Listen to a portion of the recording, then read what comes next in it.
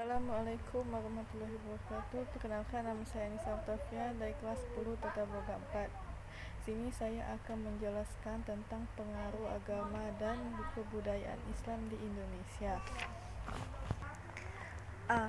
Pengaruh masuk dan berkembangnya Islam di Indonesia. 1. Sekilas tentang agama Islam. Agama Islam lahir di Mekah, Arab Saudi. Agama ini diyakini sebagai agama yang diwahyukan oleh Allah Subhanahu wa Ta'ala kepada umat manusia melalui utusannya, yaitu Nabi Muhammad SAW. Beliau lahir pada tahun 570 Masehi dan kemudian sekitar tahun 613 Masehi Nabi Muhammad menyebarkan agama Islam secara lebih Tantangan terbesar datang dari suku Quraisy dan penduduk Mekah, sebab ajaran Nabi Muhammad dianggap menghancurkan agama asli Watsani serta kekuasaan mereka atas Ka'bah. Kemudian pada tahun 630 Nabi berhasil membebaskan kota Mekah dan kekuasaan suku Quraisy. Dan kemudian Nabi Muhammad SAW wafat pada 6 Juni 632 Masehi pada usia 63 tahun. Teori-teori tentang masuknya agama Islam ke Nusantara. 1. Teori Gujarat. 2. Teori Mekah. 3. Teori Persia. Menurut teori ini, Islam masuk ke Nusantara sekitar abad 13 dibawa oleh para pendagang Islam dari Gujarat, India.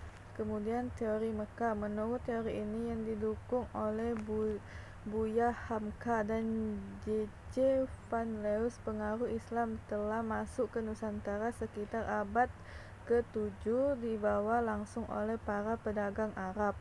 Buktinya adalah adanya permukiman Islam tahun 673 di Baros, pantai sebelah barat Sumatera. Kemudian teori Persia. Menurut teori ini didukung oleh Hosein Dijajadiningrat. Ini Islam di Indonesia dibawa masuk oleh orang-orang Persia sekitar abad ke-13.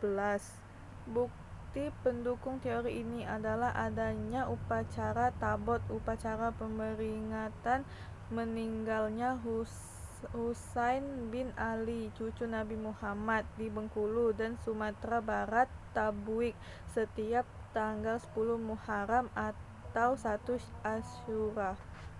Dan yang B, jalur penyebaran Islam di Indonesia. Syarat-syarat memeluk Islam sangat mudah, cukup dengan mengucapkan kalimat syahadat. Tata cara peribadatan Islam sederhana, tidak perlu persiapan yang rumit. Islam tidak mengenal pelapisan sosial seperti halnya agama Hindu dengan sistem kastanya. Tidak heran orang Nusantara, apalagi yang berasal dari golongan bawah secara ekonomi dan sosial, mudah menerima agama ini. Jalur penebaran agama Islam. 1. Jalur perdagangan. Perdagangan merupakan metode penyebaran Islam yang paling kentara, bahkan dapat dikatakan sebagai jalur pertama dan utama penyebaran agama Islam.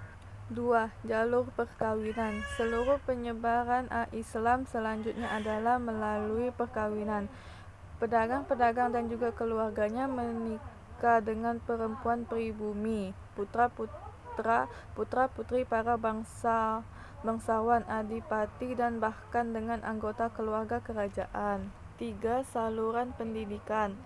Perkembangan Islam yang semakin meluas mendorong munculnya para ulama dan mubalik. Mereka menyebarkan Islam melalui pendidikan dengan mendirikan pondok pesantren di berbagai daerah. Pesantren-pesantren awal yang